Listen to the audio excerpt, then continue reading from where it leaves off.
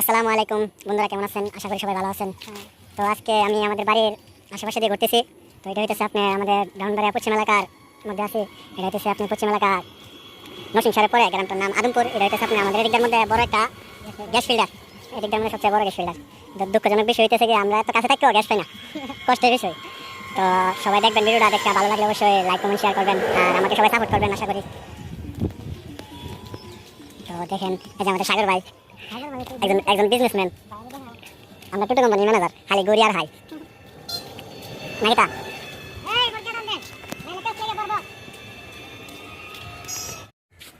আসসালামু আলাইকুম গাইস, সবাই কি অবস্থা, কেমন আছেন?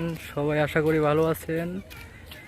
এই দুনিয়ার ভিতরে কত রঙ বেরঙের মানুষ, শেষ পর্যায়ে কিন্তু সবার জায়গা এই গুরুস্থানে হয়।